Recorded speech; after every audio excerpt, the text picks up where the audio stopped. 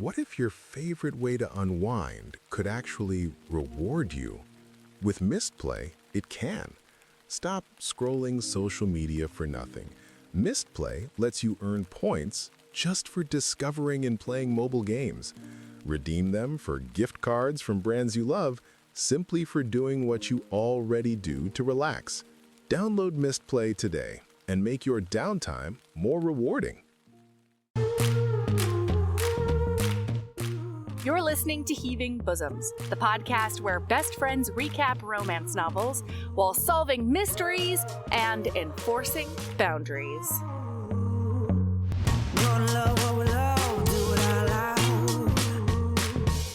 Stack our shelves with the clinches out. Shout it from the rooftop, can you hear the sound? Yeah. Live your best life, love it out loud. Love it out loud. Hey HBs, I'm so glad you're back for part 2. In this episode, we get the answer to what's in the box. This Friday on Patreon and our Apple Podcast subscription, though, I'm telling y'all about books 4 through 6 in the Alpha Omega Hockey series by Marina Vivancos. They're called Broken Ice, and then there's 2 parts of Full Body Hit. It's 10 years into the future of the Hockey League, and the tropes in these books killed me dead. I may even do a reread. That's a lie. I've already reread them. Okay, that's this Friday on Patreon and our Apple Podcast subscription. When we left you yesterday, we were on page 25 of this novella because I had some feelings.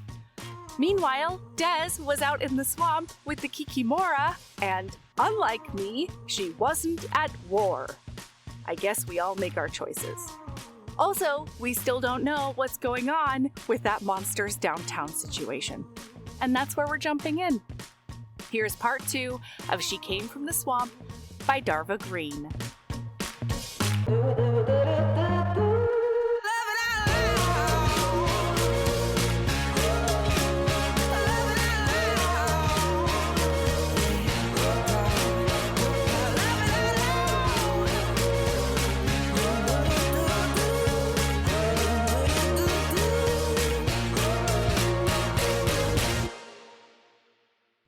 Actually, you know what, Melody? I do. I want to hear about all of the sexy experiences in this book, actually. I don't want to be the one to talk about them. I want you to be the one to describe them. No, we can't do that to Darva Green. You know what I mean? Because Darva did some wizardry on you. Truly.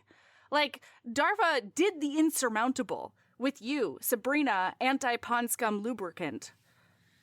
You know? Yeah. Host. I mean, I'm not saying that I'm not going to pop in and be like, okay, it didn't bother me at all. Okay. And I was fine with it. I was really mad at this point. Yeah. Oh, and this is when she finds out that Des remembers the night before. Yeah. Because she's like, well, oh, shit. I guess, like, time to put that off the docket because, like, there's no point in putting in that kind of effort if it's not going to affect you, you know, where I'm... Des? No, the monster. The Kikimora. Oh, yeah, like making her forget. But we do get, and I wanted there to be some sort of backstory here, and if I remember correctly, there's not. But we find out that the monster has some hang-ups about her most comfortable form, because we find out later that she's a shapeshifter. So she can do, like, whatever she wants. But this is how she feels the most comfortable. This is the form that takes the least amount of effort. But then she looks at Des and she says, you were never supposed to see me like this. I only wanted to slip into your dreams and see who had kept me bound to this place when I was supposed to be gone. But you're making trouble around here already. Which, like, look, it's tough to be that far gone and then be like, but has she been a bad girl? Like, might I be intrigued again? I don't know. I was all over the place. Is what I'm saying to you. this short novella really just took you on a roller coaster, on a journey of, like, questioning everything. Yeah. Meanwhile, this is when I was sitting in my hammock with a face mask on. Is that Finishing what that was? book. This is when it was happening. Yeah. Okay. Mm-hmm. And then she All says, right. if you remember all of it, then there's no point in sending you back to bed, is there? And then I added in my brain, you bad girl. And then we get to... Isn't this a finger blasting? No. Tell me what happens. So, by the way, listener, this is when she's wearing her grandma's negligee at this point. Oh, that And has we didn't already even- happened? Yeah, she's wearing it in this scene Oh, because God. she is like the thing moves it and like picks it up with one of her little Yeah. stick and leaf fingers, you Yes. know. Which listen, Melody's Why? I can't relate to you, Melody, on a lot of the things that you're having issues with right now, but I think that we're both on the same page of this is weird. Wearing your dead grandmother's negligee? Yeah, that's fucking weird. It was extra weird for me at this point because I didn't know if the grandma fucked that monster too. Yes. And that is one of the biggest components.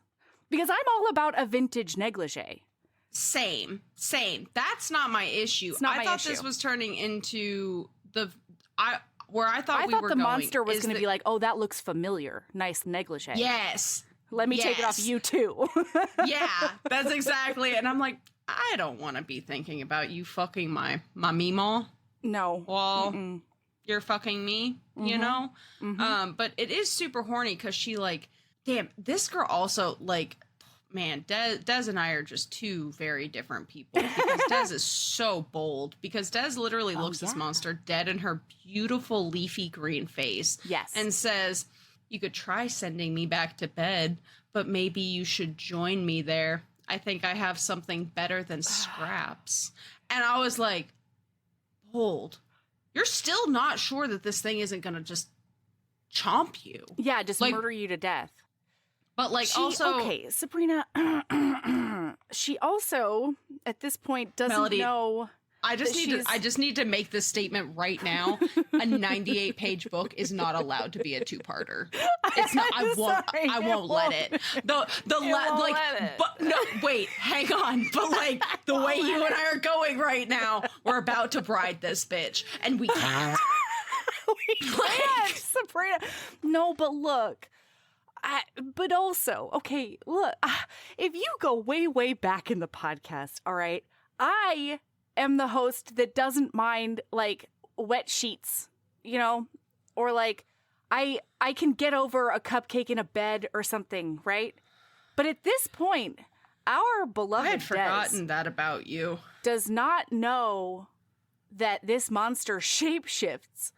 So she's just inviting all of that drippy, slimy, pond scummy, whole deal right into her bed. And she invited I hadn't thought about a monster that. that literally leaves mystery puddles on her floor to get into her fully textile bed. And I was mystified. Like, this is a monster you fuck in a bathroom, and it's no less romantic. You know what I mean? Like, I'm not saying it's a bad thing, but like, don't get on my bed. Am I out of bounds here? No, I think that what I'm realizing is like, and I'm gonna have to think on this a little bit for myself. Okay. But there's so many things in book because now that you're talking about that, yeah, but like it didn't even cross my mind. At some point, they do fuck in her monster form in a bed Yeah. after And being in water. The only And- consolation I had in that scene is that she hadn't immediately just emerged from a bog. Like, she had been in a bathtub, you know? Yeah, So but like. like, I was more fine with that because I don't know if she like is wet from the inside. I don't know if she excretes just as the norm or if she is just so boggy at this point. Like, is it more of an amphibious situation where, like, the frog won't drip in your hand? Or is it a situation where it's just perma-wet, perma-drip right in my bed? I don't know. I had questions. So, I don't know what to tell anybody. But what I'm going to have to sit with and contemplate for myself, Melody, is at what point do those things not bother me because it is so completely unrelatable? Because I think I just whimsied on through all of that. I couldn't but do like it. you're right. Usually, I think it must be how relatable I find the characters. You know? Absolutely. Like it's got to be like if this feels. She sounds hot. If I can take everything else out, including the maw, I don't mind a maw, But it's just there's a lot of different. Absolutely. If we change everything about the crazy circumstances, factors. then I'm down. That's what Melody is saying. If we change kinda. literally everything about the circumstances, then like fuck yeah, let's go. Kinda. However, she's just she's if just we- inviting if we that change- if little we change swamp this- twat into if her we- bed while if we it's change- dripping. if we change the circumstances so much that it is no longer recognizable as the same I would situation, maybe be there. I'm in. No, like I said, when they're in the hotel room and they just get out of the bath, I was fine. Mostly. Except for all of, like, the egregious behavior that we have experienced up until this point. If I could also put that out of my mind, I was fine. I don't think you would. You're too full of spite. I love you. But you would never let go of all of this. You would never let go of it enough Don't to... fuck with my food.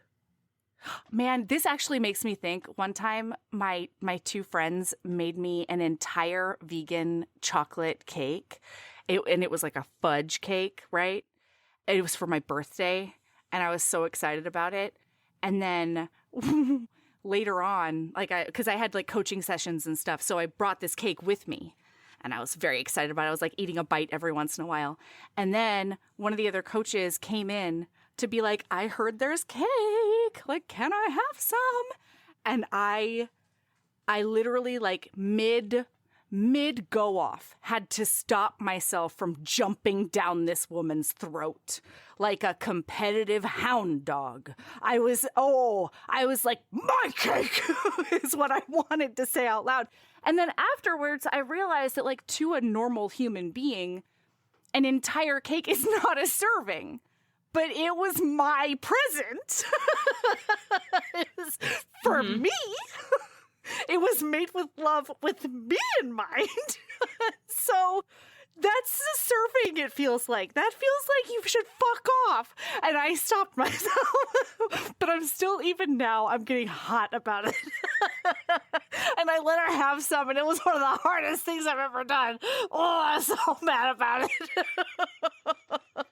So yeah, there are things you cannot come back from. I'm still not friends with that bitch. She doesn't get me.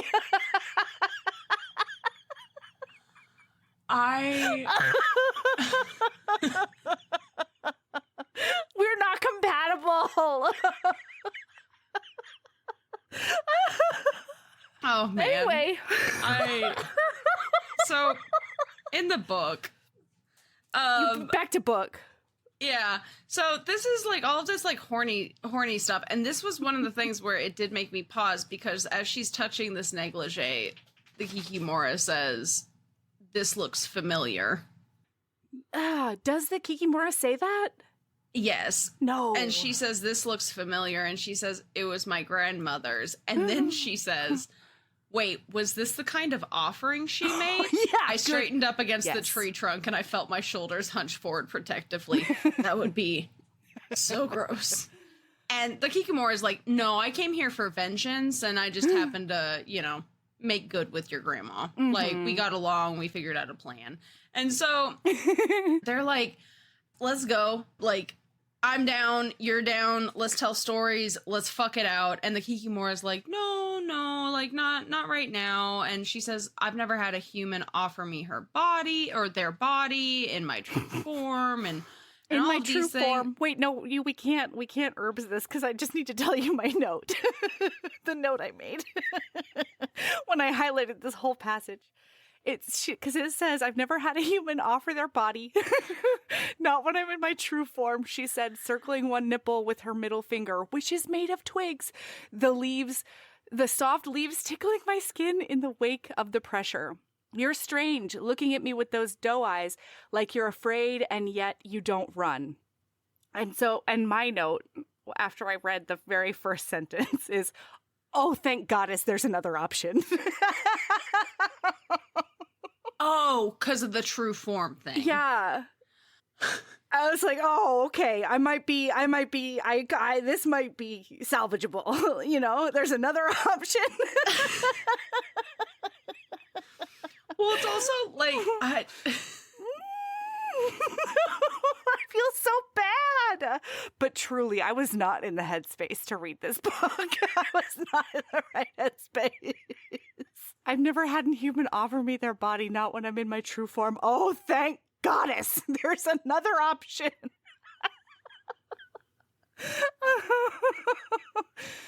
So, anyway.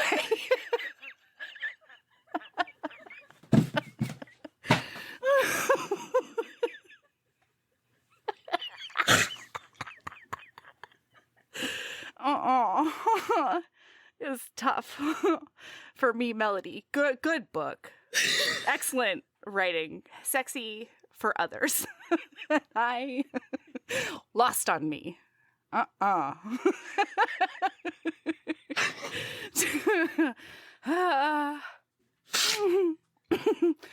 and so at this point, all they do is nipple stuff. I'm pretty sure she like comes with nipple stuff.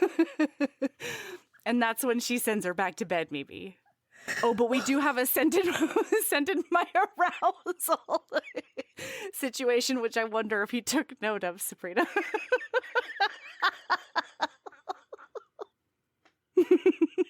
oh my God, I'm not even muted. I'm just laughing too hard. Fake noise. Oh my God, Melody, you may not have been in the right headspace to read this book, but you were in the funniest headspace to read this book. The most opinionated headspace to read this book. Holy shit, man, I'm getting over being sick, Melody. I don't have the lung capacity for this.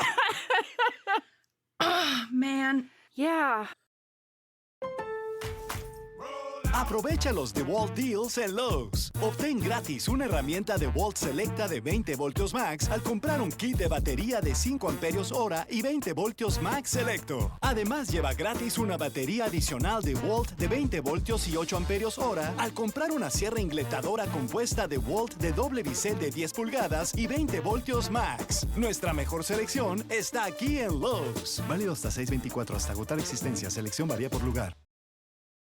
So they do nipple stuff and then she gets sent to bed. That's my understanding of that scene. Even though the Kikimora can smell her arousal underneath her grandmother's slip.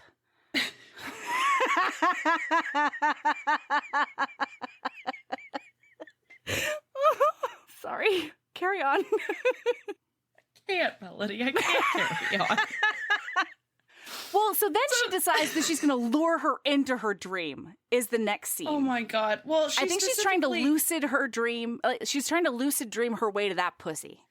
You know? Oh man. Yeah. Talk about like occasionally characters where I'm like, you and I are so deeply unrelatable that like I no longer have to worry about being in your shoes because like I cannot relate to you at all. But sometimes they pull me back. And this is a character that pulled me in and pushed me away again a lot because couldn't be me. This, I don't know what was going through Dez's head because you actively using put up herself walls as because bait. Of the big baddies come visit you in your dreams. And then you just decide to leave it completely open and lucid dream masturbating so that a swamp monster that you don't know any details about this swamp monster's powers and what she can or cannot do. You don't even have the confirmation yet that, like, baffling. Because in what world do you do this and not have the thought in your head of, wonder if this could go badly? Truly, and to your point, the only detail she knows about this swamp monster is that she hasn't fucked her grandma, you know? And, like, I think that's the only fact. Yeah, that's the only actual fact. Is that, and that she doesn't like it when you drop dead bodies in her swamp as her offering. Yes. Yeah. Or whatever shitty packaged cookies it is. But she does know that she's spiteful. She's a spiteful bitch, this swamp monster. She does have confirmation of that. So, oh boy, I know that some really people are into that. No, the other thing that she knows, okay, in Dez's defense, the other thing that she knows is that she will chase off an alligator for her. So this is true. Maybe this is true.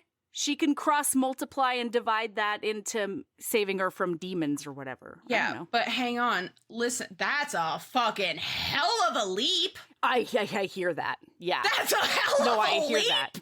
Especially when you've spent your whole life protecting your dreams from bad guys.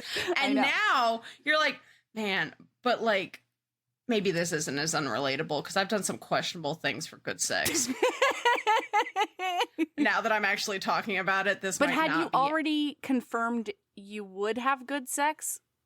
The experiences that Des has had so far with Swampy Mora, yeah, I'm gonna guess that that's gonna, like, she could be the worst thing that I've ever experienced in bed. And it's all, like, she might be the worst sexual partner in the sense of, like, is actually bad at sex. The way that Des is reacting to swamp twat, like, yeah, this is an experience that I want to have. All right. I mean, maybe she did come from just nipple stuff. So that no, she doesn't come in that time because she specifically is like, oh yeah, let's go, and then swamp twat is like, now go back to bed. And she's like, what do you mean go back to bed? That is what happened. And but so spoiler unspoiler listener, right? That why do we say spoiler? Why do we bother? Is it habit? I think it's a bit at this point. Is it a bit? Okay, I think so. So spoiler alert. She actively tries to draw the swamp monster into her masturbation dreams. And unsurprisingly, something else goes, tasty, and shows up, and it's a fucking evil demon thing from hell. And then the swamp monster does show up in the doorway and is like, get the fuck out of here. That's my pussy. Yes. And the thing does get banished back to wherever. And then, boy, Des, you bold as hell. Because the woman of my nightmares turned her gaze to me. Yeah. You fool. You woke up the sex demons with your... She stopped herself, and I swallowed. Slightly embarrassed that in the dreamy chaos, I hadn't had the time or focus to snap my legs shut. Her eyes dropped to the spot I'd been stroking when I was so rudely interrupted. My wet cunt on full display for her. With your antics. She finished her sentence. But the glow of her stare stayed glued to the spot I was desperate to touch again. Why don't you keep guard if you want to watch? And listener, the Kikimora does not keep guard because the Kikimora is like, yeah, I'm touching that. In it to win it, this Kikimora. Yeah. And it's on, TM. It's on TM. We've got like a prehensile tongue situation, or like a serpentine tongue, you know what I mean, situation that does real great things to Dez's clit. Mm-hmm. And wowza. And, oh my god, and like, let me tell you, this swamp monster knows how to talk in bed. Like, there's been a lot of moments up until now where, like, I'm like, yeah, okay, this Kikimora got some words on her that are horny as hell. But in this moment, she says to her, so with a small flick, her tongue made contact with me, and I bucked back instinctively at the new sensation. Her hands held fast around my hips, refusing to let me take an inch away from her. She chuckled, her tongue tickling at my thighs. You're not going anywhere. I haven't gotten a good taste of you yet. And then just boy goes to town and that's what she does. Right up all in there. Is that how you think oral sex on a vagina works, Melody? I don't know anything about this swamp monster, okay? I don't know. No, Melody, I'm not asking about the swamp monster. I'm asking you, because that was a hell of an... You have to make that into a social media thing. I'm making the request that people can go witness what it is that you just did. I motorboated that clitoris is what she gets into. Is that motorboating for you too? I don't know. I'm fascinated, That's the Melody. closest thing I can think, really. I guess if there's not something right there in front of you to... Yeah, you got to be able to make the noise with your mouth. If you don't have tatas there to get into.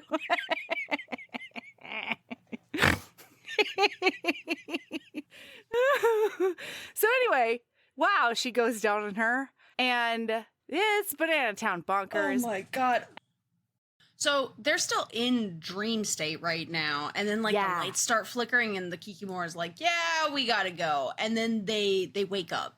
She wakes up, and so she gets up, and then she's like, what is happening? What is happening? And there's a woman on her bed with her when she wakes up. And this woman is like just a big hot goth baddie. Yes. In bed with her. Mm-hmm. And she's like, she's got black lipstick on at 2 a.m. in bed. Mm-hmm. Mm-hmm. Which, is it lipstick? I don't think it's lipstick, just the way I don't that think it's so talked either, about. but that's like, the this way is, it would code. Yeah, and then she's like, what do you even want from me? And this woman looks her dead in her faces and said, is that how you usually talk to someone who just licked your pussy? Oh, ma'am. And she basically explains, like, I'm a Kikimora, I shapeshift, and this is the form that I historically interact with humans as. This is how I get laid, is what she says. Yeah, you're right. This is how it happens. Okay? That is exactly, and you know what? Based on this description, fair. Uh-huh. Yeah, all right, that tracks. Oh, thank goddess, there's another option. You know, it's this one. We've met her. I love you, Melody. Anyway. And then, oh my god, it's so cute because Des is like, well, I thought you'd have like talons or something like that. And the Kikimora is like, you Googled me? Yeah. Like, oh, well, thank you. And then Des is like, man, I don't know what's going on, but I am into it. Mm-hmm. And so, like, let's go. And she's like, well, if you want to, like, do things, though, why are you here in this form now? But why do you come to me in my dreams in the other form and all of these things? And she's like, well, I think that part of it is just it takes so much energy already to walk through dreams. And so I don't have the extra energy to expend to be in any other form. And God bless Des, because Des is like, all right, that tracks. Want to fuck? Like, immediately launches into like, let's go. And she says, I want you to be comfortable. I like your other form. Mm-hmm. And she's like, do you not like how I look right now? Like, goth baddie is not working for you? And she's like, no, I like you as you too. And if that's more comfortable for you, then that's probably better, like, sexy times, right? Mm-hmm. It was actually very, very nice. Yeah, and then this is also when we learn a little bit more, like, we still don't have, we don't know why the Kikimora is tethered to this human being, but we learn for a fact that the Kikimora is tied to this person's lifespan, essentially. Yeah.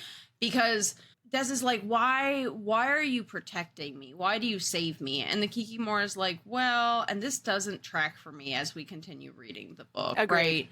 But she's basically like, I didn't do it for you. I'm not saving you to save you.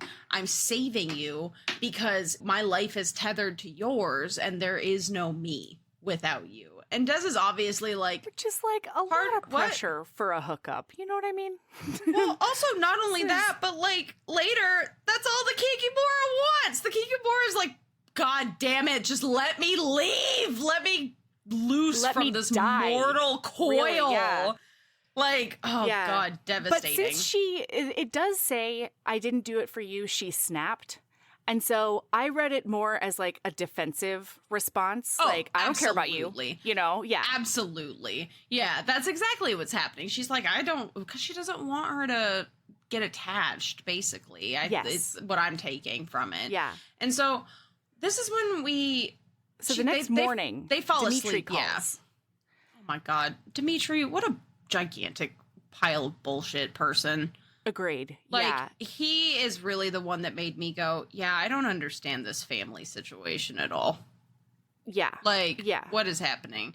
Because Dimitri basically blackmails Des and is like, I need you to come talk to me in North Carolina. I need you to come do things in North Carolina. And she's like, I'm not doing that. I live here now. Like, that's crazy. You can't just call me and have me uproot my life for you on a whim. And he's like, it's so funny because I sent a friend to Colorado and he knows exactly where your ex is. So, yeah, apparently Samantha's doing well. And Des is like, God damn it. I came here so that they'd be safe. Yeah. You know? Like, and this is just really a kick in the ass. And so she ends up like, okay, fine. I'll be there tomorrow night. And then has the funniest morning because she's like, man, I've missed waking and baking. And so she makes a bunch of snacks. She grabs a joint and then she goes out to the swamp and she's like, hey, you up? You up? Like, and specifically she makes the comment, the Kikimora had been cold the night before, but she had eaten me out so well, it would have been rude not to treat her to breakfast, which had me cackling. It's adorable. And so she does. She wakes and bakes with the Kikimora, and they're just big chilling, smoking weed, They're getting to snacks. know each other way better. And this is when we learn the Kikimora's story. And basically, she followed Dez's grandmother from Slovakia. And it turns out the reason she followed her grandmother is because the Kikimora's lover at the time, Aleshi, was into the grandmother and she was jealous. And so she came over here to wreak vengeance, I guess. And Supernatural logics, am I right? Yeah. Like, and you're leaving your lover even though you're following your competition, thus also leaving your lover, who you're jealous over, to then do... It's Olympus logic. What's Olympus logic? That's what I call, like, God logic. Oh, okay.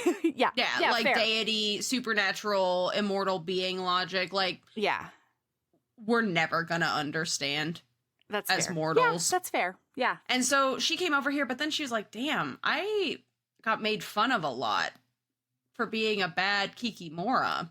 Yeah. Back in the home country, but kind of like this swamp.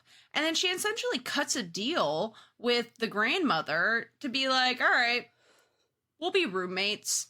Like, I'll keep the swamp handled, you keep the land handled, and we'll just get along. Give me some offerings every once in a while, but I'm happy here. And so that's basically what it was, is they were buddies. They were just best friends. And you know, they both had their spaces, and sometimes they would hang out and get high and listen to music and just chat. I loved it. Hang out. Yeah. It was really cute. Well, and she chose that property, that swamp, specifically for the Kikimora because it mimicked the habitat that she originated from in Slovakia, is my understanding. Yes. Yeah, something like that. Yeah.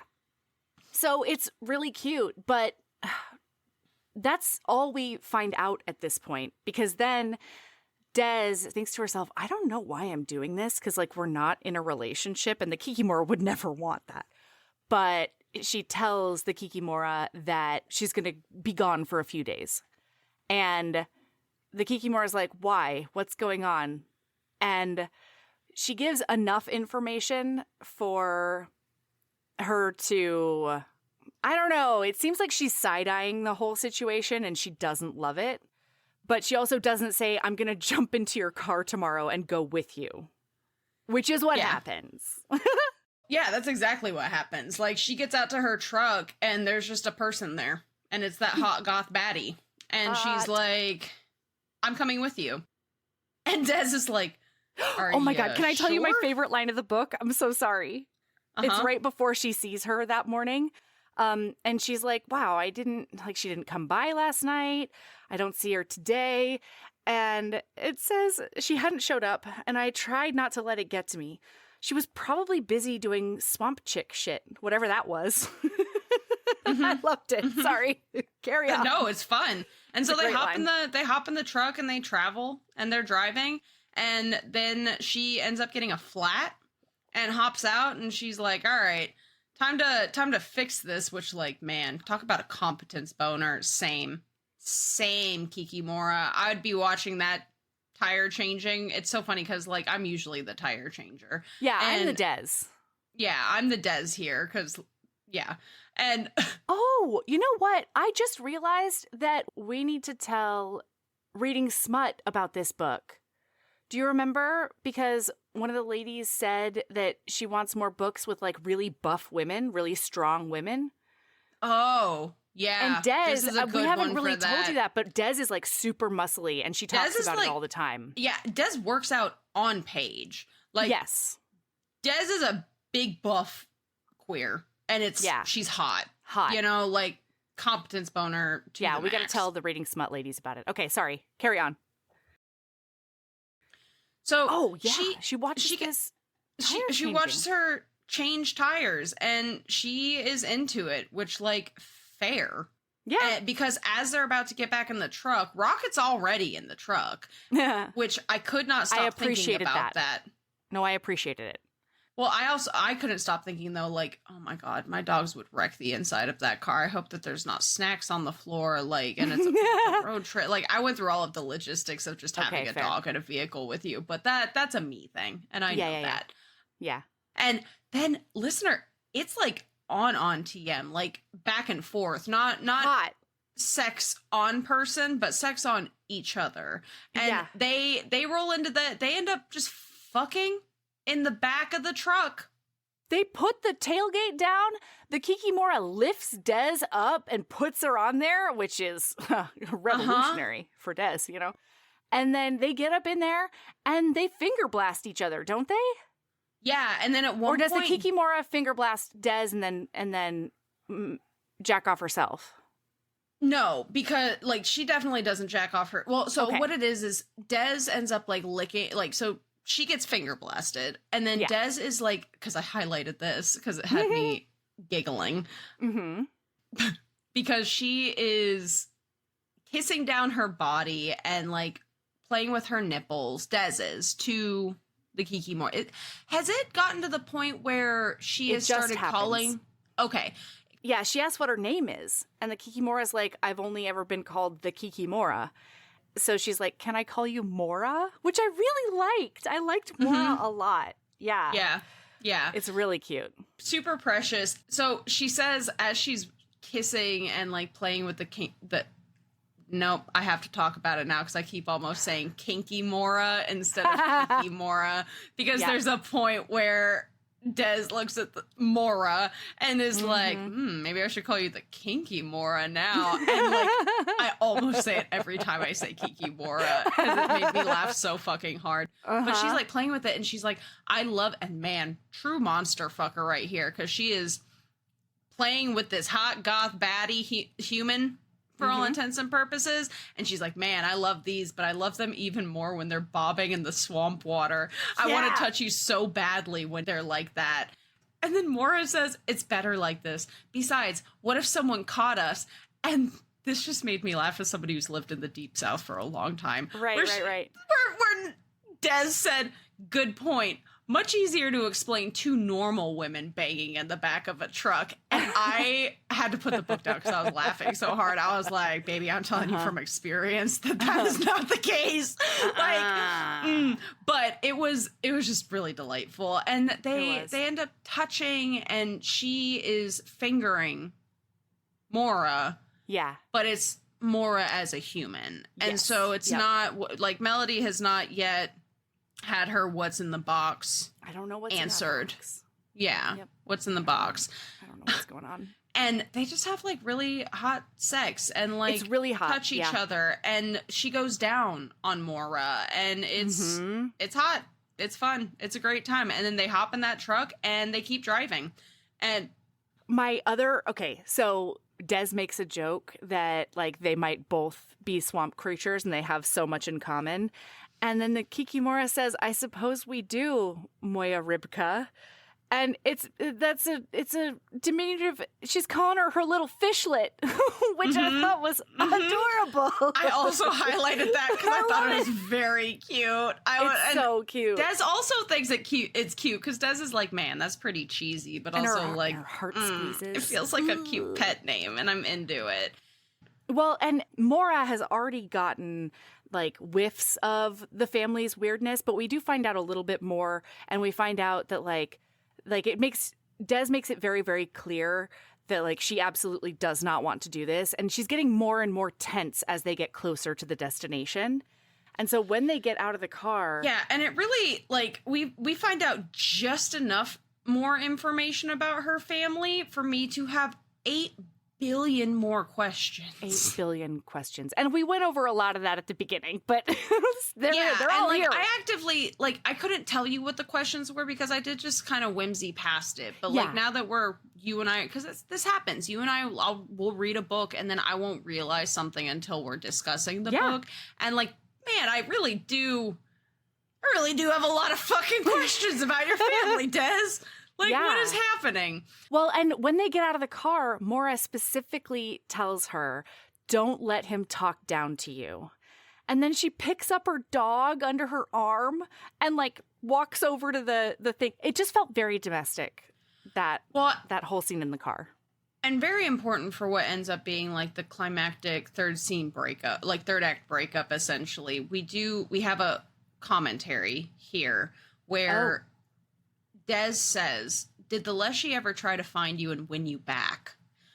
And Mora says, I don't know if he tried, but once I was free of that place, I didn't want him to. He never has found me. What do you think happened to him? He probably faded away. She let out a small self-satisfied noise as if this possibility pleased her. They probably all have by now. That's what's supposed to happen. Mm-hmm. And it's that's when I went, oh.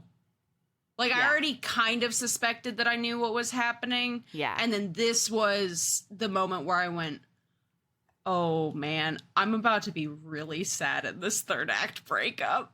Because, and I was sad about it. Because, it's just so devastating. So they finally get there. And then, boy, Dimitri is just a piece of fucking work. What an asshole. And all I could think was, what a fucking politician.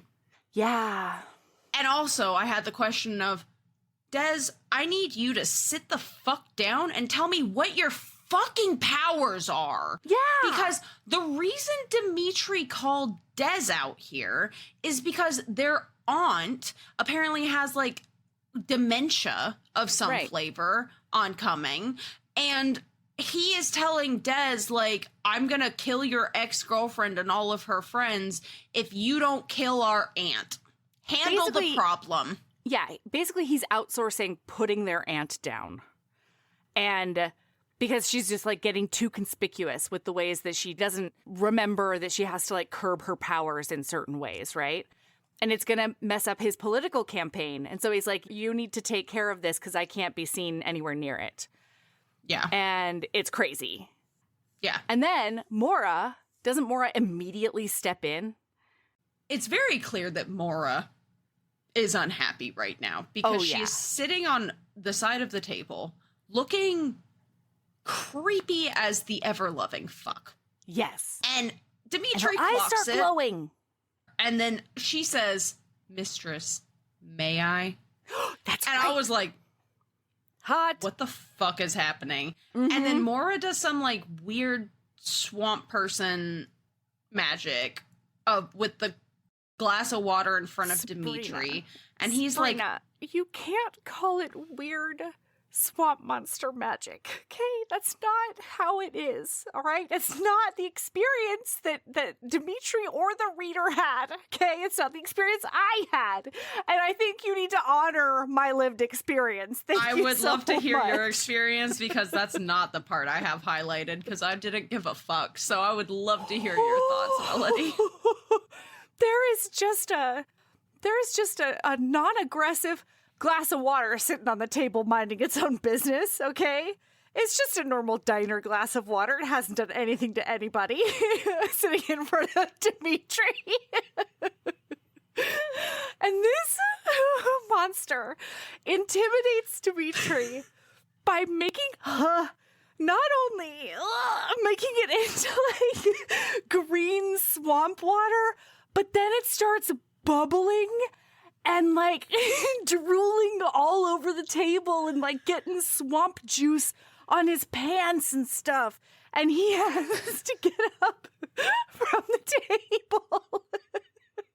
Well, now this really reinforces the question of how swampy is the swamp monster, or the swamp monster a swamp monster? Because clearly she has control over it, so it was an act of choice to be a wet, leafy thing crawling down. And then whimsy.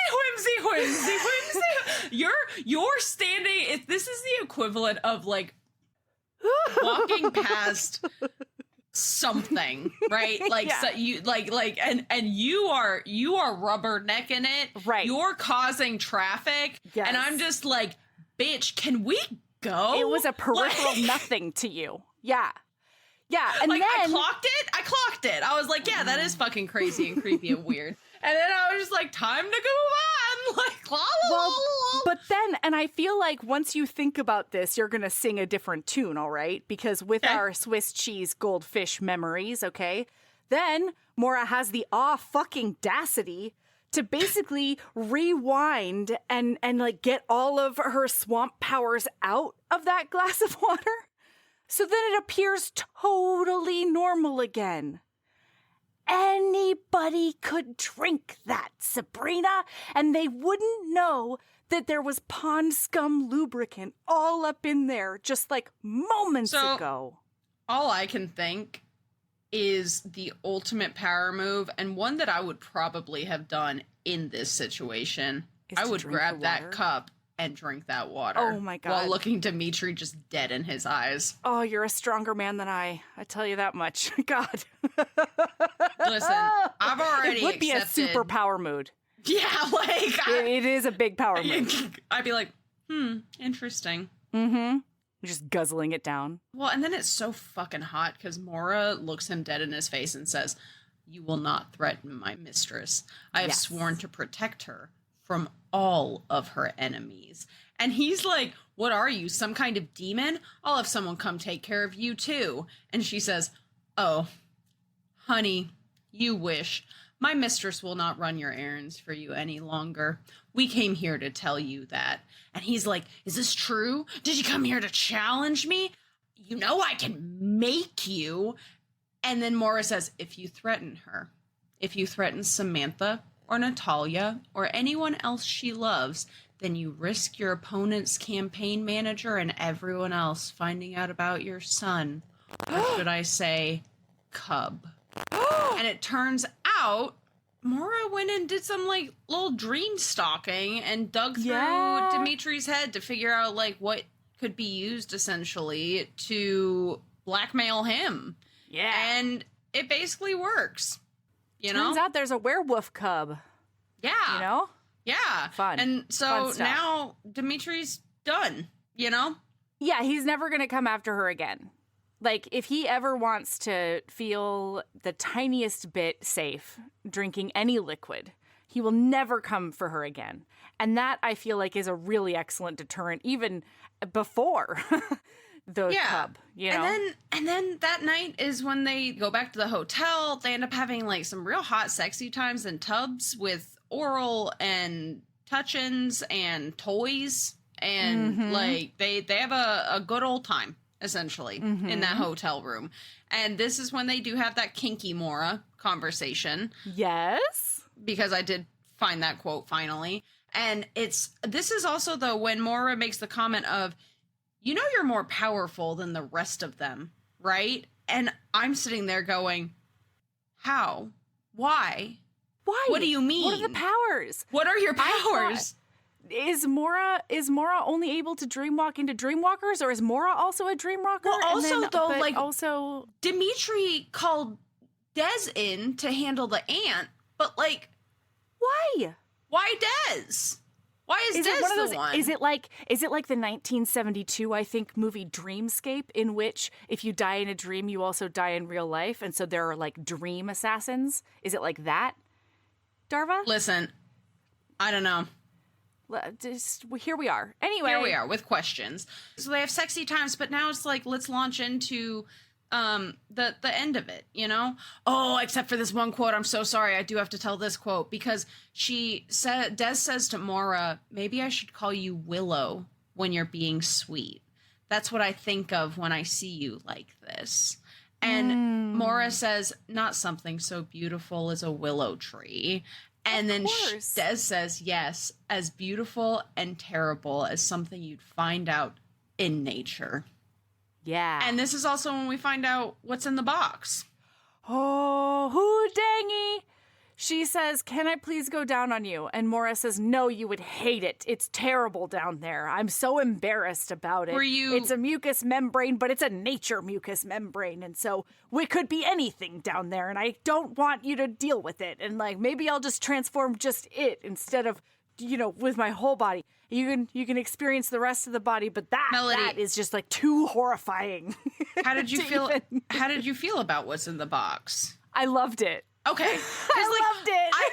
I think part of it is I was baffled at the beginning of this recording because I was like, wow, I thought Melody was going to be like into a lot of it. You know, I was into this. Yeah. And because when I read this, I was like, oh man, this is Mel would be so down for plant pussy. Like Mel would get down dirty with some plant pussy. So like, it just made me laugh. I'm delighted to know that I know you well enough to know that, at least, yes. You know? Yes, absolutely. No, you nailed it.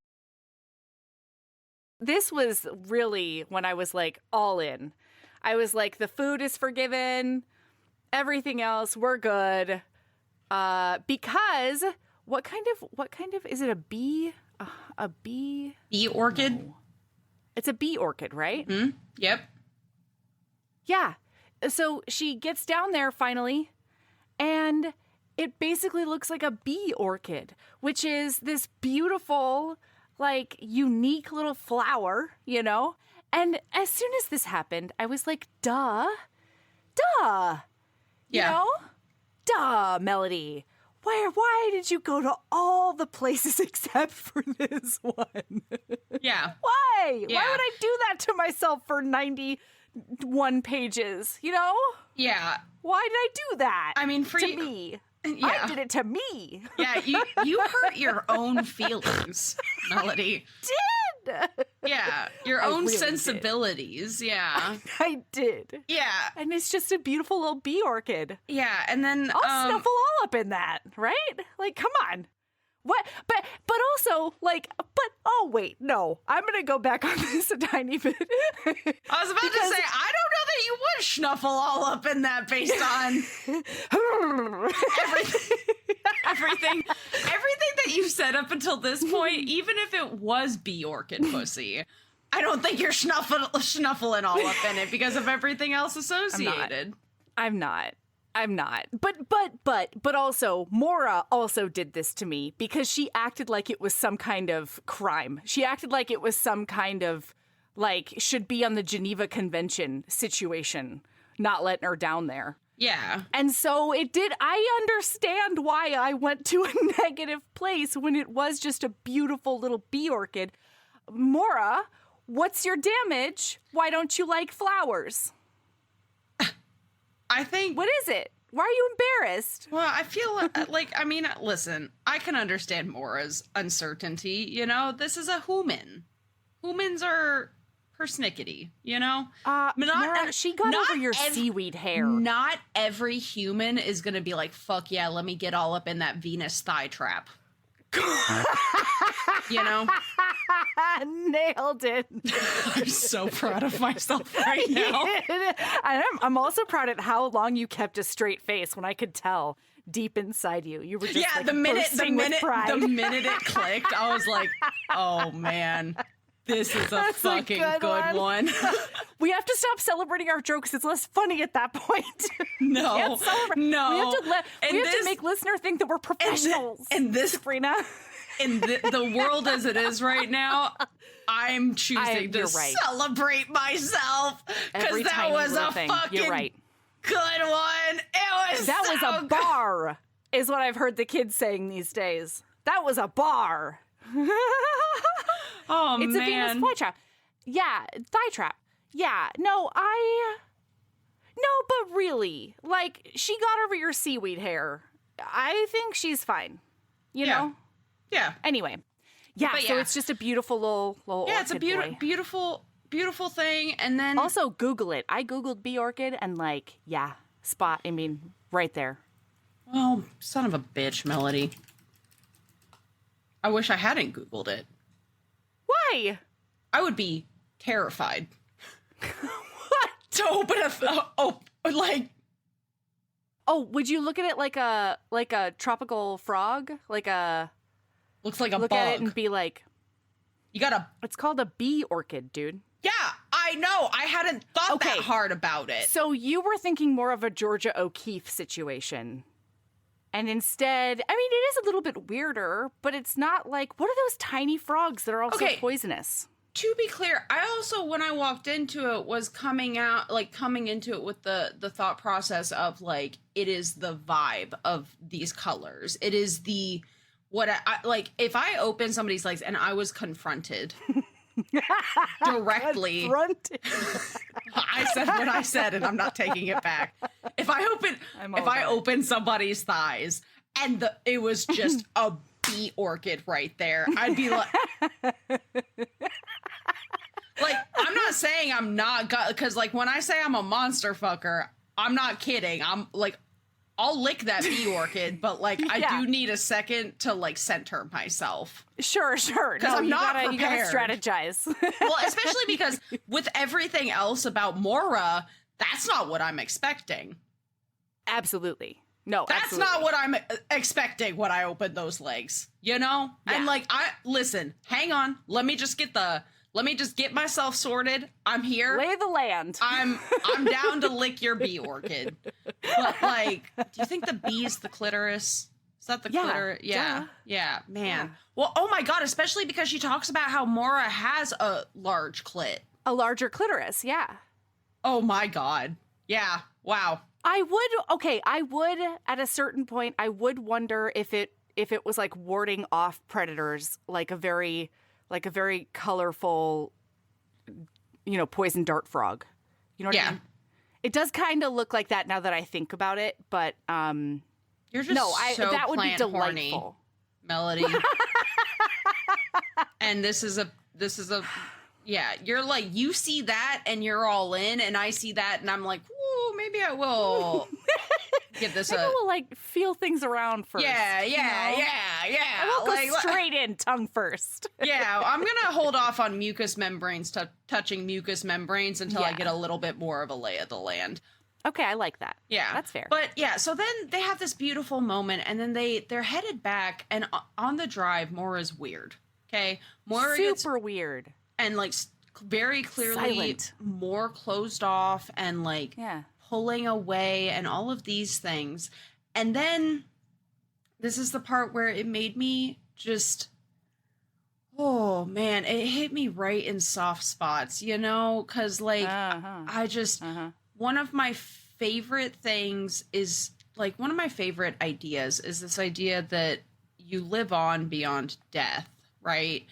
Because you live on in the memories and the stories that are shared about you. And that is directly relatable to gods, goddesses. Like, my favorite thing is in a book where, like, mythical creatures, God, all of that, all deities, all of those things is you're only as your power comes from the belief in you and the awareness of you. And like, it's like Neil Gaiman's American Gods. Yeah. And like, that's not it comes up a lot, right? Where it's like, oh man, the idea of that is so devastating and beautiful and just all of these things. And man, I knew that this is where this was going, this book. So like I was prepared for it, but it was devastating because they're in the car and Nez says the quiet part out loud, which is what's going on? Like, yeah. Hey. And she says, what's this tether situation? Yeah, because Des says to Moira, I don't need to go out flirting, you know? Yeah. Because there was a hot girl that was interested in Des. Yeah. And Moira saw, and she's like, you don't want that. Not from me. And Des is like, why not? If you're lonely and I'm lonely and we're having fun together, then why can't I want that? And then Moira says, because I was meant to fade away. Uh-huh. When Nika died, I wondered what thread kept me tied to this world. I got my answer in the form of a sarcastic misfit who had forgotten she remembered me. And Des is like, why would you want to fade away, though? Like, I'm confused. You wanted to fade away? And she says, it's the natural way of things. Yes, I was supposed to leave with Nika. All I would have left behind was a bit of lore. Mm-hmm. And Des says, that's what kept you real to me. The stories, the legends. I think they scared me enough to make me believe. Mm-hmm. And Moira says, I only wanted my peace. Then you came and I was curious to see how you remembered me. Oh, you caused so much trouble in such a short amount of time. I wasn't expecting what I found when I walked through your dreams, that someone might look at me and feel something aside from fear, but I am meant to cause fear. I've grown soft for humans, most especially you. The creatures of the marshes were right. I've never played this role the way I was supposed to, because that was her biggest thing when she lived in Slovakia, was she was bad at being a monster. And then she basically says goodbye. She's like, I'm going to go. I'm going back to the swamp. And Des is like, but like, you're going to be there until I die. Like, why can't we just like spend time together? Which, fair. That's exactly where I'm at. Roommates? What the fuck, dude? But like, not even roommates. Like, neighbors? Ships in the night. Yeah. Like, not at all interacting. And she said, and what it is Moira doesn't want to hold her back from a human existence, essentially, like a human mortality kind of thing. And man, I'm on Des's side because she's like, this is bullshit. Get over yourself. Gosh. And Moira disappears into the mist, you know, and is gone. And man, Des is not taking shit. She ends up packing a picnic and she's like, we're fucking handling this. And so she goes out there and she starts chucking stuff into the water, basically. She's like, I know you're out here. Get out. Get over here. And then like Moira essentially gives in and brings her to her altar out in the middle of the swamp. Yeah. And they get to that altar and they come together. Married. And I have a question for you, Melody. Uh-oh. Because it had me giggling. I was not expecting this. If I'd had a drink, I would have spit it out, because they're doing all of these things. She is doing the final offering of every part of her to Moira to prove, essentially, like, I want to be yours and blah, blah, blah. And they're like, they've had some sexy times leading up to all of these things. And then she's fussy because Moira pulls back from going down on her. And then we get this comment. I wanted to keep going too, but this was a special moment. I couldn't let it go by too quickly. I crawled over toward the basket and pulled out something for both of us. My union double dildo. And that was so out of left field for me that like I was rolling. I'd like, listen, it's beautiful and touching and it's a great intimate moment in the book, but it was so out of left. I don't know what I was expecting, but it wasn't that. Because, listener, if you don't know what a union double dildo is, it's a double-ended dildo that holds a U-shaped form. And it's so you can both be penetrated at the same time while facing each other. Yep. And What else would you want in the middle of a swamp? I was laughing so fucking hard. Like, I don't know why I thought it was fun. And like the whole time I'm like, Sabrina, no, this is supposed to be touching and intimate and important. And I was just giggling because I'm a fucking asshole. But yeah, it was delightful. And then they're together forever. They're together forever.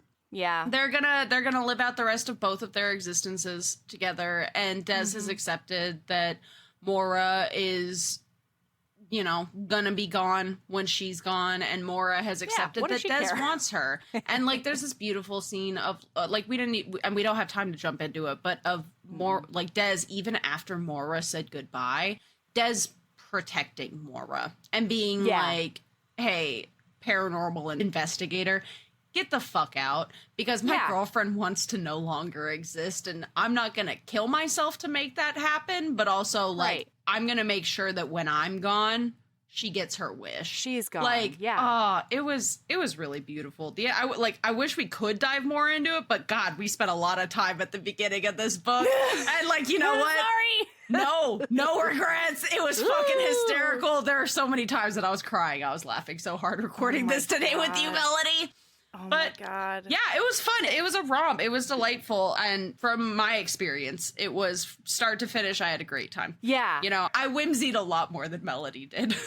Right. Yes. No, absolutely. Absolutely. Yeah. And by this point, my walls were up so far, I was feeling nothing, you know?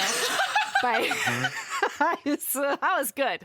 I was fine. Nothing was going to touch me. I already got that. Like, okay. All right. Good to go. Melody, all right. What's your lady love? I do not have time for lady love, as my alarm just went off. I should be in my car. So, keep being a badass. I have to go pick up my kids, listener. Fair enough. Keep being a badass and love yourself as much as you love finding out what's in the box and being delighted by it. Yeah! Having it be a good surprise. A good surprise. All right. Bye. Bye.